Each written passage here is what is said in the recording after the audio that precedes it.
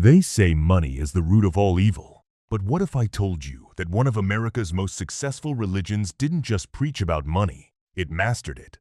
The richest religion in the United States isn't the sprawling Catholic Church with its global reach or the flashy televangelists flying around in private jets. It's the Church of Jesus Christ of Latter-day Saints, better known as the Mormon Church. And what they've built isn't just a religion. It's a financial machine. One so powerful, it owns more land than almost any corporation, runs its own media empire, and quietly controls an investment fund worth over $100 billion. That's bigger than the GDP of countries like Ecuador or Morocco. And here's the twist. Most of it grows tax-free, hidden behind the shield of faith. But to understand how a church became one of the largest private landowners in the United States, we have to go back to a farm boy in New York in 1830 who claimed he saw golden plates and founded a religion that would reshape not just faith, finance. Joseph Smith wasn't just a prophet in the eyes of his followers. He was also a builder of systems. He understood something that every empire builder in history has understood. Belief is power, but belief tied to money is unstoppable. From the earliest days of the Mormon Church, money and faith were fused together. Members were commanded to tithe, to give 10% of their income, a rule that still stands today. But unlike many religious institutions, the LDS Church didn't just collect and spend. It collected, pooled, and reinvested. The early decades of Mormon history were brutal. Smith's followers believed they were gathering to build Zion, not just a metaphorical heaven, but a real physical community in America. In the 1830s, they declared that Independence, Missouri, was the site of their new Jerusalem. They began buying land, farming, and settling, often in tight-knit colonies that pooled their resources in cooperative systems. To outsiders, it looked like an invasion. The backlash was violent. In Missouri, tensions escalated until the governor issued what became known as the Extermination Order in 1838, authorizing Mormons to be driven out or destroyed. It was the only time in U.S. history a governor openly ordered the removal of an entire religious group. In Ohio, their early bank had collapsed, enraging members and neighbors alike. Later in Illinois, Joseph Smith himself was murdered by a mob in 1844 while awaiting trial. Each expulsion carved the same lesson into the Mormon psyche. They could not rely on outsiders. Survival meant controlling their own land, their own money, their own institutions. By the time Brigham Young led the Great Migration West in 1847, the idea of Zion had hardened into an economic mandate. Build a self-sufficient empire in the desert, where no one could expel them again. And that is exactly what they did. In the Utah Territory, the Mormons didn't just build temples. They built farms, mills, factories, and cooperative stores. They created their own internal economy where wealth circulated inside the community, instead of leaking out.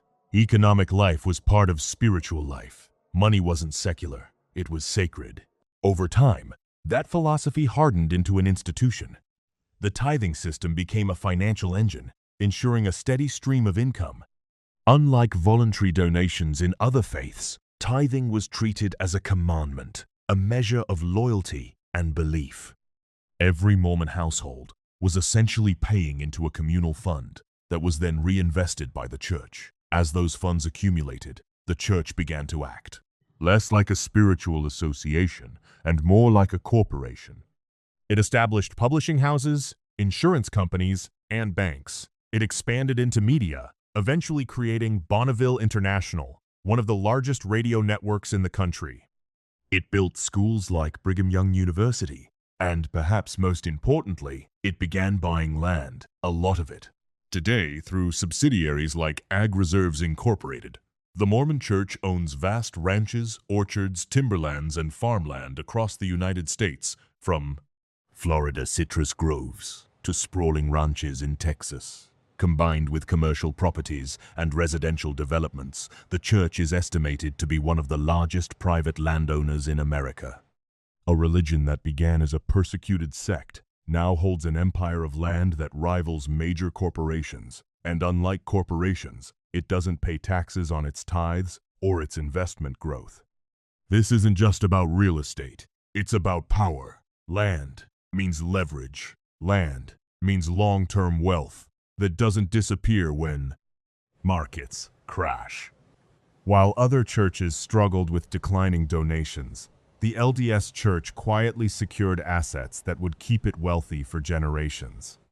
The Mormon financial empire is astonishing because of how quietly it was built, hidden behind the language of faith and duty. For decades, the LDS Church presented tithing as a sacred obligation. But unlike other churches that spent donations on upkeep or charity, the LDS treated tithing as capital, not money to be consumed, but money to be multiplied. That strategy shocked the outside world when the curtain was finally pulled back in 2019. A former investment manager named David Nielsen blew the whistle on the church's secretive investment arm, Ensign Peak Advisors. He filed a complaint to the IRS, claiming the LDS had quietly amassed billions in assets and that almost none of it had gone to charity. The scale was jaw-dropping, over $100 billion.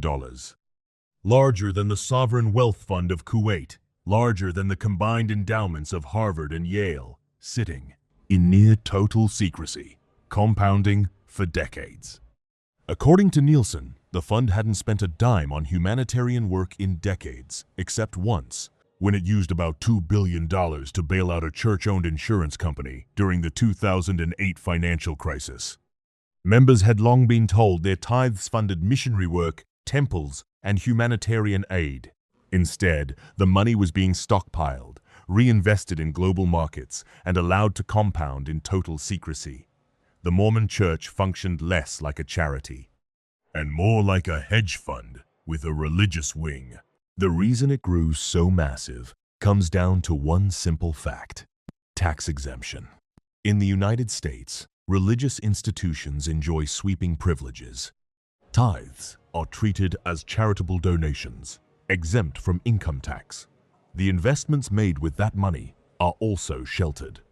While businesses pay corporate tax and investors pay capital gains, the LDS Church sits outside that system entirely. Ensign Peak quietly owns shares in Apple, Microsoft, Amazon, and Google. Every iPhone sold, every search query, every Prime subscription contributed indirectly to the Mormon fortune. A church in Utah profiting from the entire global economy while remaining largely invisible. Beyond Wall Street, the LDS Church acted like a developer. In 2012, it unveiled City Creek Center, a luxury shopping mall in downtown Salt Lake City that cost an estimated $1.5 billion, complete with Tiffany's and Nordstrom. Why would a church build a luxury mall? Critics said it revealed the true priorities of the institution. Not spiritual salvation, but economic empire building. Bonneville International operates dozens of radio stations across the country. The Deseret News remains a major regional paper. Brigham Young University anchors an educational empire that shapes the next generation while cementing loyalty. What emerges is a dual identity. On the outside, a church preaching modesty and service. On the inside, a financial fortress on the scale of a global corporation. If the LDS Church truly believed its wealth was for God's purposes, why keep Ensign Peak hidden? Why not tell the faithful that their tithes had made them shareholders in the entire global economy? The whistleblower's revelations didn't just expose a number. They exposed the gap between image and reality, between the story told in Sunday sermons and the balance sheets buried in Salt Lake City. Where does religion end and empire begin? The LDS model is centralized, corporate, and relentlessly disciplined. Every tithe is treated as seed capital. Every dollar compounds. Every asset is managed with a long-term horizon. On one hand, the Mormon Church demonstrates a principle anyone can learn from: the power of pooling resources, reinvesting consistently, and thinking beyond the next quarter. On the other hand, the secrecy and tax exemption create an uncomfortable reality. The LDS Church can amass billions while ordinary citizens pay taxes on wages, Businesses pay taxes on profits, and governments struggle to fund basic services, preaching charity while hoarding a fortune. The Mormon story is not just about faith. It is about how institutions outlast individuals, how rules are written to protect the powerful, and how fortunes are built in ways ordinary people never see until it is too late. The system that allowed the Mormons to become one of America's richest institutions is the same system that shapes all of us. Tax codes full of loopholes, financial secrecy shielded by legal privilege, institutions that grow more powerful each year, while individuals are told to simply pay their share and trust the system. The first lesson is that discipline builds power. The Mormon Church got rich by treating every tithe as sacred capital and compounding it for decades. The second lesson is that secrecy and privilege protect wealth. Institutions with special status will always build advantages over those without. And the third lesson is sobering. The system is structured so that wealth flows upward to governments, to banks, to corporations, and yes, to churches. The LDS Church didn't conquer nations with swords. It conquered finance with patience. And in the process, it built a fortune larger than many sovereign states, shielded by the cross, protected by the law, and multiplied by the market.